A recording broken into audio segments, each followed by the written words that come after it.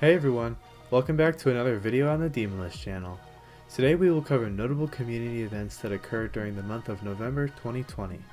We'll feature the new groundbreaking demon CASTLEMANIA, list movements and placements, new levels, and a demon review done by Ender. We'd also like to quickly announce that there has been an addition to our Discord server this month in the form of a highlight submissions channel where you guys can submit news that you feel may be worthy of being in a video. If you'd like to check this out, you can join this server in the description below. Now I'll pass it off to Nimbus for the main story.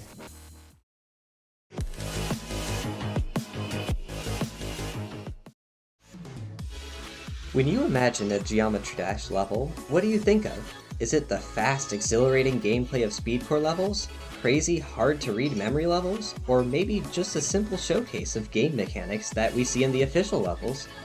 Regardless of what you think of, we can agree that for nearly every GD level, there's one goal in mind: get to the end. In most cases, players take one continuous path to beat the level, which makes it pretty straightforward to learn, most of the time. Even in the famous Alter Games series, which doesn't look at all like typical Geometry Dash gameplay, we still only see one way to beat the level. With 2.2's platformer mode still in development, there has never really been an open world experience in this game, until now. Let's rewind to early September. On his Twitter, the Alter Game creator himself, Serpunj, began showcasing teaser images from his next big project. Later that month, Serpunj revealed CASTLEMANIA to the Geometry Dash community, and it seemed promising already. This preview showed some amazing castle-themed parts, and many of them resembled the game Castlevania, the inspiration for the project. As time passed, he kept revealing image after image of parts from the level on his Twitter, and it seemed like the community was in store for a true masterpiece. All of this built up to the official trailer, which was unveiled on October 10th.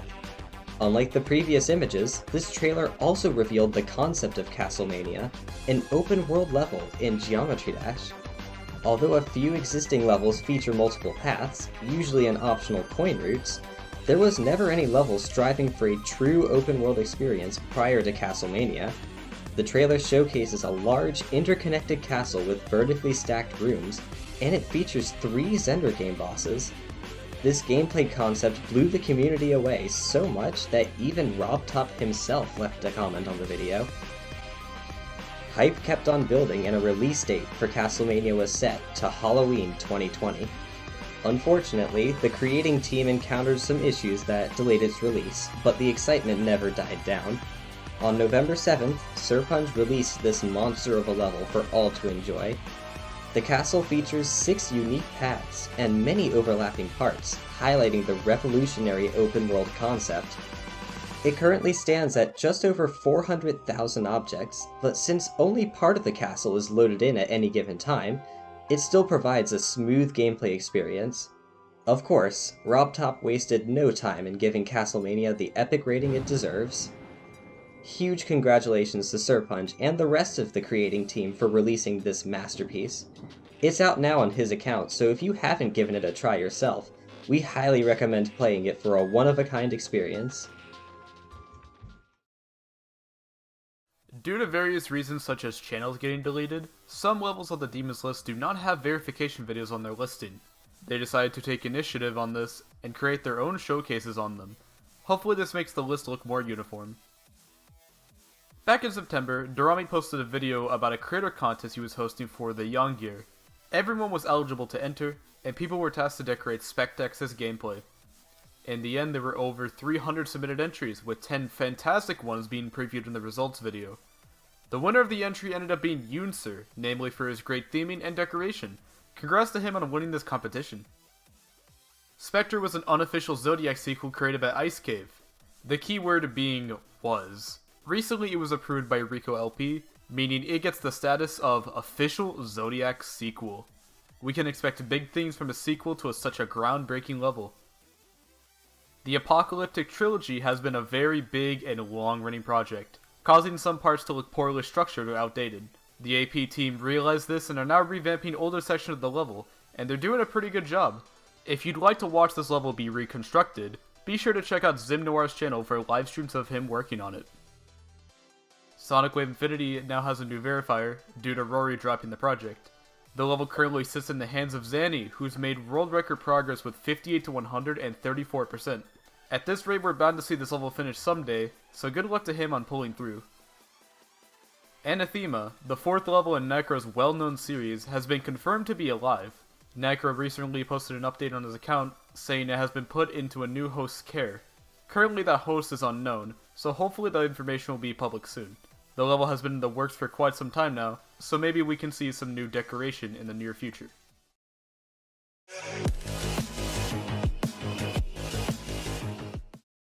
There have been a wide array of notable and influential Extreme Demons previewed or announced this month. First is New Record, a mega collab hosted by Temp, which has recently received its 3rd and final preview. Temp is a creator known for hosting the Languor Vortex and creating Spectrum Cyclone, and he's definitely held up to standard with his other levels and delivered on his new project. Most of the gameplay in New Record is spam oriented, and it stands out due to its accurate sync. This new preview has shown us that many sections have been replaced with parts of higher quality, such as Mazu and Helpegus' parts, which has just recently been added. With all these edits, this level is looking even better than before. Only a few parts remain, so we wish good luck to Temp and the team on getting through the final stretch, and hopefully we'll be seeing this great level out in the near future. Next up we have Avernus, the official rival to the Golden. The layout was entirely made by Bo and currently resides in a video on Womb's channel. It follows a red colour scheme contrary to the green one used in the Golden, and it looks ridiculously difficult. This is a very exciting extreme, and with the same team as its predecessor, we can expect great things. Storming Summit, a mega collab hosted by Nimbus and Colorbolt, has received a new preview. We've looked at 4 new parts this month and it's looking phenomenal. The theming in this extreme is unlike anything we've ever seen, and the recreation of the atmosphere from Celeste is absolutely spot on. Themed Extreme Demon mega collabs are not something that we see often, and this is definitely one of the most interesting installments in a while. This is definitely a demon to keep your eyes on. D-Diamond, a collaboration between Elfritz and Tesseract, is the next extreme we've seen unveiled this month. To be verified by Ice Cave, this is another very interesting level by Fritz. D-Diamond capitalizes on his pastel rainbow color palette and unique designs. The gameplay is heavily inspired by Ice Cave's Diamond Blade, creating the same purposefully odd, bleak atmosphere. Tesseract's part looks great as well, with his style adapting perfectly with Fritz's. Fritz claims that this is his best level, and with how it's shaping out, we have to agree. Hopefully Ice Cave can start verification soon so we can have it released for all to try out for ourselves. 'Tis a season for themed extremes, it seems, because Dorami has showcased a new preview for Vignette. This level is themed around a retro cinema atmosphere with a sepia color scheme and old film-like designs and effects. We've seen some absolutely stunning parts so far, and this is definitely an extreme to get hyped about. This level seems to be progressing consistently, and overall, we can anticipate great things out of it. Forgotten Demon Silentium Gratis has also recently been brought back into the spotlight. Silentium Gratis was verified around 2 years ago by Stormfly, and it's a remake of Silent Clubstep hosted by Kugelblitz with far easier gameplay and more modern decoration. The level has since been collecting dust, often only receiving a victor every 2 to 6 months. Ice Cave recently announced a buff date, saying that he will attempt to get the level's difficulty closer to the original Silent Clubstep. It's nothing we haven't seen before, but it's still an exciting prospect that should further its legacy, as well as Silent Clubsteps. Eternal Night, a top 1 Extreme Demon by Electro, is another level we've seen get a revamp this month. Finished about a month ago, Electro decided to remake it due to receiving somewhat negative feedback about the decoration. To put it simply, it worked. This version looks miles better than the original, is definitely worthy of the hype it's been consistently gaining. He cleaned up the design and glow in each part, creating a much smoother end product. It's really impressive to see a creator actually take time to respond to criticism, sit down and improve their work. Massive props to Electro for that. This will be verified by Swyborg, and while it likely won't be out for a while, it's never too early to get excited. Another quite hyped extreme that has recently seen the light of day is Kuzureta, previously known as the misspelled Kuzureta. Kuzureta was originally made as the official sequel to Wazureta, as printed by Augie. However, creators on both sides now decided to make Kuzureta a standalone project. The full layout has already been shown and it looks pretty difficult. Good luck to anyone taking on this challenge, and we definitely recommend checking it out if Wazureta is a favourite of yours. The sequel to everyone's favourite level, Ithacropolis, is now in production, the appropriately named Ithacropolix. Once again, it's hosted by BigMac77, who's already shown a preview of the level. This preview includes a bunch of decoration and gameplay from the level, and it looks to be coming along pretty well. Currently 9 of the 17 parts are fully finished. He also said all the creators focused on really improving upon the decoration of its predecessor, which is definitely apparent. As of now, it's speculated to be just under the difficulty of Yatagarasu, and is said to be verified by Skullsy. We're very interested to see the return of the city, so be on the lookout for this in the near future. The final level we have to discuss today is a new top 25 demon by Nitrodox and comp, Banshee. This level is a sequel to Hard Machine, a level by comp dating all the way back to 1.5. The decoration is definitely something new. You can see the inspiration taken from 1.5 in both the gameplay and design, yet it's built upon using dark rainbow colors. This is definitely an interesting addition to the legacy of an old legendary level that we can look forward to.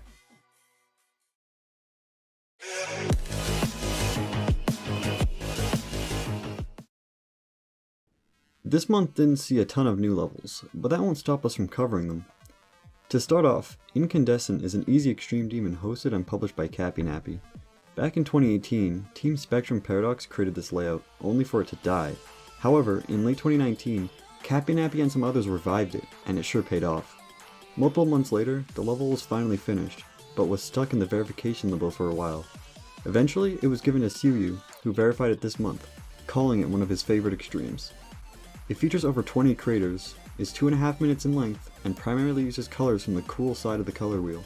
The speculated difficulty as of now is around low and extended list, so this should be a more accessible level for all to enjoy. Ecstasy by Slay GD was another level verified in November, and unlike most extreme demons, this one is purely effect based. Each section has constant flashes, vibrant colors, and intense pulses, all coming together to create a very creative demon. What's even more notable is that this level was a solo extreme demon, all the way from creation to verification. This level is full of identity and originality, which is always nice to see. A big congratulations to Slay GD for not only creating but verifying this magnificent extreme. The next two levels are back-to-back nostalgia trips. First, we have Project Reunion, a 1.9 GDPS insane demon hosted by Sean, Sersha, and Grenade Up Tacos. What started as a small project turned into one of the biggest and most ambitious 1.9 GDPS levels to date, even going as far as bringing community veteran Riot in to verify it.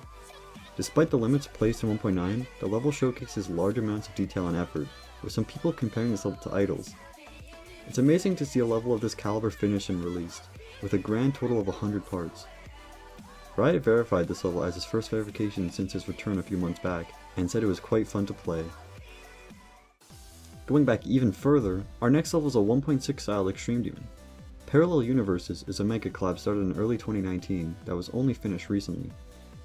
Don't be deceived by the object count, because while 1.6 did not have many freedoms as we do nowadays, those restrictions help push the creativity out of the creators. Throughout the level are many intricate designs, and it would have surely blown the minds of 1.6 creators if it were created at the time. The verification was done by Bgram in 5,348 attempts, and he estimates the difficulty to be similar to Molten Gear. Good job to the creators for making this awesome throwback level.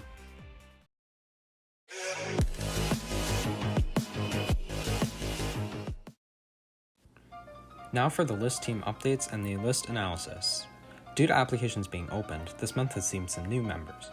Cooper Super 8, PoweredByPie, and Saturn all joined the team as helpers, so congratulations to them. In addition to them, Carla Bolt has also rejoined the team as a list helper.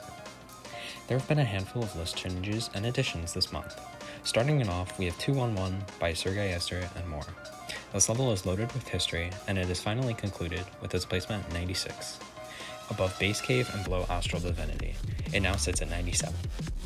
Hyper Paradox, a Hyperparacosm remake by Hybrid and More, was placed at number 88, above Butiti 3 and below Distraught. It now sits at 87. Molten Mercury, the sequel to Tempered Steel, another hybrid mega collab, was placed at 143, above Under Lava Land and below Electrolux. Necromancer has once again been moved up from 34 to 27, above Spatial Rend and below Gamma. This level just keeps going up and up, who knows where it'll be in a few months' time. Due to a hacked buff date, Furious Flame was temporarily removed from the list. When the buff date was reverted a few hours later, the level returned to the list at its 91 spot. Hateful Reflection was moved up from 148 to 145, now sitting below Under Lava Land but above at Marble. After an influx of new opinions, Dolos was moved down once again from 78 to 88, now sitting above Butiti 3 and below Hyper Paradox. Shockbreaker was moved up 11 places following its recent placement. Now sits at 111, below Galactic Shift and above Breakout Redux. That's all for list changes this month. It was quite eventful placement-wise, with a total of 3 new placements.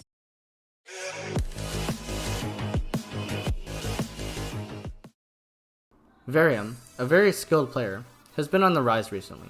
He started out this month beating Ocular Miracle. Only 2 days later, He also completed the infamous Necromancer, a top 30 difficulty remake of Necropolis. Finally, he beat Edge of the Blade, an extremely difficult old 2.1 mega collab verified by Iruni. However, it apparently wasn't enough, as Varium also got good progress on Vertigo 2, a short extreme aimed to be top 20.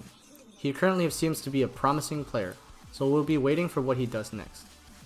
Spurtex spent a painful month attempting to beat Renovant, the top 10 sequel to Allegiance, and pulled it off in just under 16,000 attempts. After taking a break with some easier extremes, Spurtex has already moved on to challenge the number 2 demon, the Golden, already getting an impressive record of 87%. The Golden has received yet another victor in the form of a player named Dosh7T. Not only are they the 9th person to beat this insanely hard level, but it was also their first top 10. Dosh7T is clearly a force to be reckoned with, and the future looks promising for him. A relatively unknown player by the name of Toka managed to beat 2 top 10s this month, being Crimson Planet and Cognition. Especially with the modern demon difficulties, something like this rarely happens anymore, so props to him. Ouroboros saw 3 new completions all in the same week, being Adrian, Mr. Spaghetti, and Found My Ball. All of them completed this challenging level within days of each other, creating a so-called Ouroboros week. Good job to them. Nintenfox executed an insane jump this month, going from Conical Depression, which now sits on the legacy list, all the way to Aronia, which is currently number 16. He certainly proved his skill, so go check him out. To continue with the month of the jumps, Poltergeist has gotten 64% on Tartarus, with his previous hardest achievement being Sock in Hell. This is a jump of 129 spots, and a huge accomplishment nonetheless. We wish him luck in finishing off the king of extreme demons, and pulling off perhaps the biggest jump in the game's history. Zentel has gotten a new record of 75% on Crimson Planet on his 120Hz gaming phone. He gets closer and closer each month, so hopefully this insane achievement will be done soon. V Aurora, a talented mobile player, became the first person to beat both Blade of Justice and Factory Realm X on mobile. During a time when the mobile playing community is so heavily dominated by a few prominent players, it's really cool to see another player working their way up and making their name known. Best of luck to Aurora for whatever comes next. Electric Excalibur has gone from Zeroid Copy all the way up to Wasseretta, dying at the last click of the level 5 times before finally completing it. This truly shows his dedication and resilience, so we wish him luck on future endeavors. Following the trend of huge jumps, Flufo beat Spectrum Cyclone, jumping all the way from Mystic. Franzi and Lamp86 have both beaten Kawarada, jumping from Prismatic Haze and Bloodbath respectively. Vintenor made their way up from Bloodbath all the way to Cognition. Beastular overcame the Golden in a jump from Sonic Wave that took them over 6 months. Exinity shot straight from Blade of Justice to Arctic Lights, with Vinny beating Arctic Lights as well. Space UK got 79% on the Golden as their second extreme demon, with Wasseretta being their first. If you're feeling ambitious, maybe it's time to hop on board the crazy jump train with these extremely skilled players. Iruni beat the top 10 demon Cognition after 20 painful deaths in the last 15% of the level. Iruni has been a very skilled player for a long time now, and after pushing through it relentlessly, Cognition is finally off his back. Last but certainly not least, a player named Timo has beaten Kinos, making it the new hardest demon ever to be completed on 144 FPS.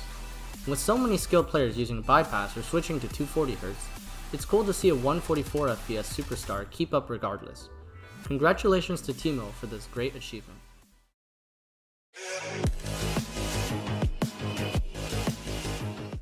Okay, so since the level is so big, I'll give a brief summary of what the level is, as it'll take forever to review as a whole. Point Zero is an insane modern effect mega collab for the most part. It features over 29 different creators, all of them having their own distinctive style, and is presented here as a freestyle mega collab, which is something that has not really been done before, on purpose at least. This, of course, makes some parts look completely different than others, but the transitions complement this super well. Let me tell you how much I love them. They're so smooth. Oh my, just look at this, look at the movement, look how seamless, look how creative. Oh my, there's so much more.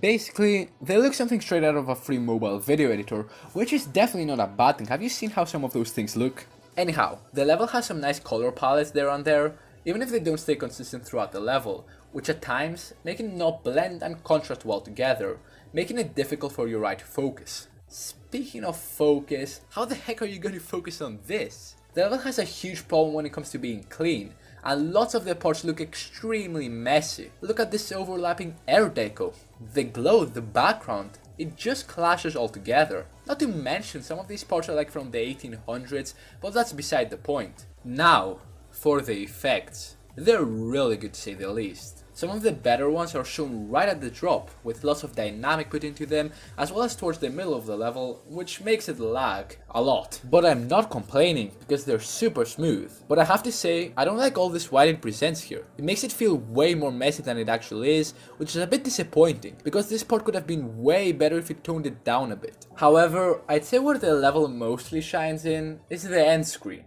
I'm kidding, even if it's amazing, like holy, please Zaltzblur, give me your number. What I was going to say is the backgrounds. There's some really cool space art, as well as your normal modern level backgrounds. Nearly all of them look great. For example, Raynomi, who uses GD like it's Photoshop, and Hodokot, who uses it for drawing. The outdated parts like Abstract Dark, however, yeah, not much to say here. Anyhow, I like how the level was going as a freestyle mega collab, and I think it executed it pretty well, with many high quality parts, and the level showing a sort of journey. A messy one, but still a journey. I'll give the level a 7.3 out of 10 for the creativity it has, and for the hot end screen, and the transitions, holy. But the messiness and randomness kind of ruined the level a lot.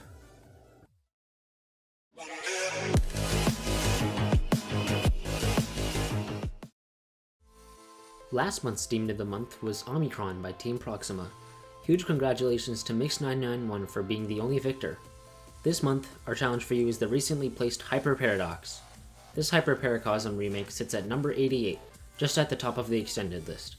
As usual, we encourage people to try this, as the fastest players to beat the level will get a shoutout in next month's highlights video.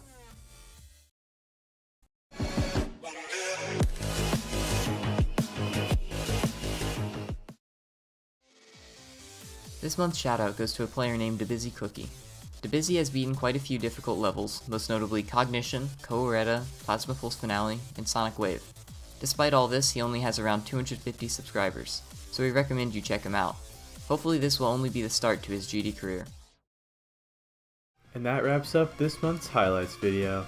The writers and voices of this episode were myself, Nimbus, Enderlink, norkbork, Confusion, Yoonsr, Zeronium, Rocipher, Tato, Loading, Ender, PoweredByPie, Debejor, and Skrypto. The editors were Kutsu, Enderlink, Doggie, Ender, and myself. We'll see you in the next one. Thanks for watching and take care.